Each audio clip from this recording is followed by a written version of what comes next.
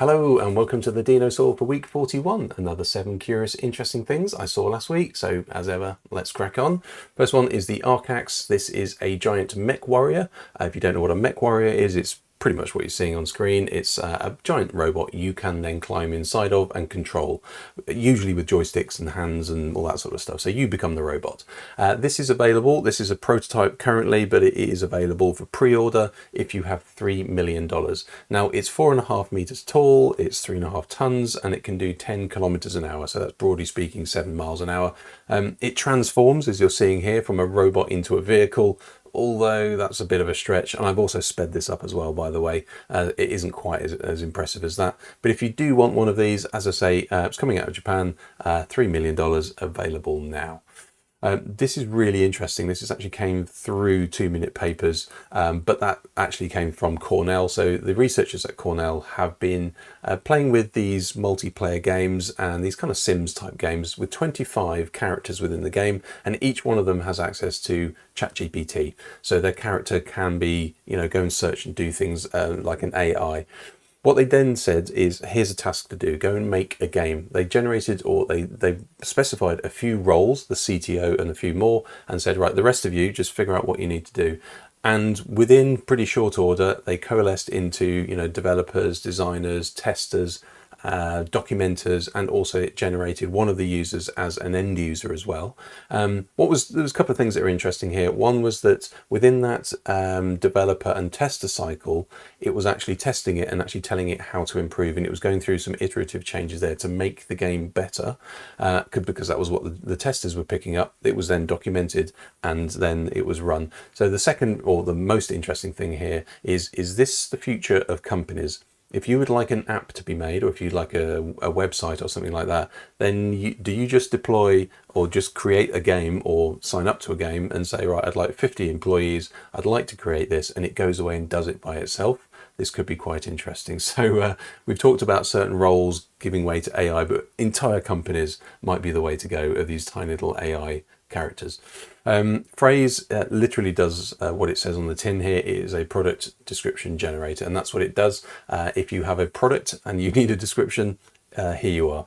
It only really works if you are probably lacking somebody like a copywriter or a wordsmith, in which case you type in your product name, some keywords, press regenerate or generate, tell it how creative or dry you'd like it to be, and it will have a go at generating using the keywords to try and understand what the product might be, and you can keep generating it until you find something that works for you. You get about 5 goes for free, so you can test it out, and the rest of it you have to pay for, unless you've got a VPN, and go and figure that one out. However, if you're in need of one of these, that might be useful.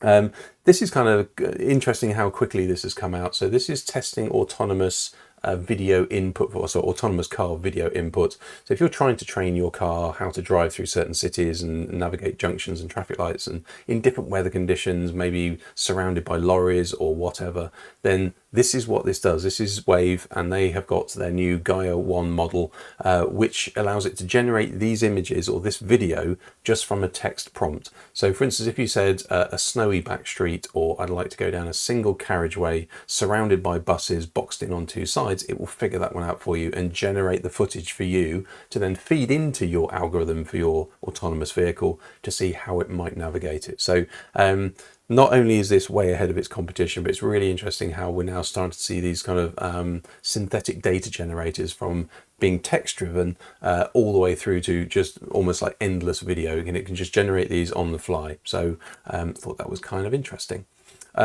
Also interesting is this app, and it's an app and also a browser extension, really, only for Apple at the moment, but who knows where this is going to go.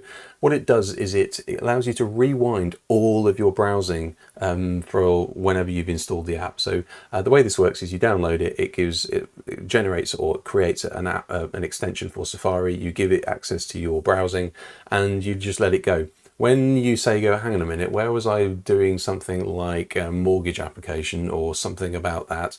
I don't know when that was. I think it was Tuesday. You go to the app and then it can rewind and search all of your history, not only just your history, but actually every single piece of content on every page you ever looked at. So it does take up quite a lot of disk space or memory on your phone or on your desktop, I guess. But it's kind of interesting. You know, nothing really does this. So I thought that was quite interesting. Just where was that thing I saw on Tuesday? Now this is going to be the thing for you. I say, would you trust it really with all your data? Not really sure. It doesn't really look at private browsing, by the way. It only does the normal browsing, but kind of interesting.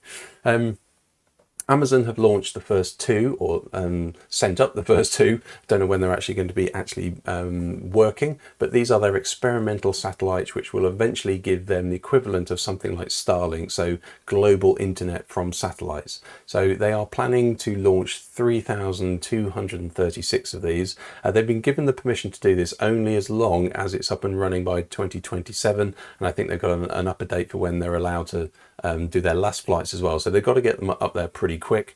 Let's say 3,500 almost of these things are going to go up. This is also, I think, I don't know what Starlink is, it's like 50,000. So on the negative side of this, there's a lot of stuff going into space, a lot of junk going into space right now, all for this space race of global internet. So however, you will be seeing Amazon with their global internet offering within the next 4 years. So watch out for that one.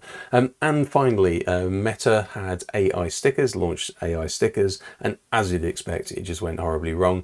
Now these are AI stickers, so if you'd like a sticker, you can actually just type it what you would like and it would, within reason, as long as they're nice and safe, it would generate them. However, it was pretty quickly people figured out how to get around these.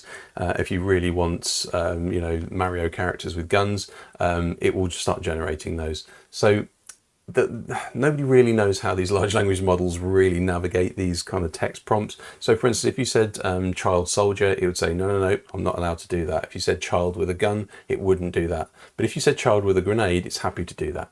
So nobody really knows how these large language models really work. And just as a really good example, Meta don't either. So watch that space. And just another example of going ahead with one of these things, thinking you've thought of everything, and actually they're pretty leaky when it comes to the reality. And also if you put them in front of mischievous people. There you go. Hopefully that was interesting. Hopefully it was useful. If it was, give it a share, give it a like, all that good stuff. And I'll see you next week.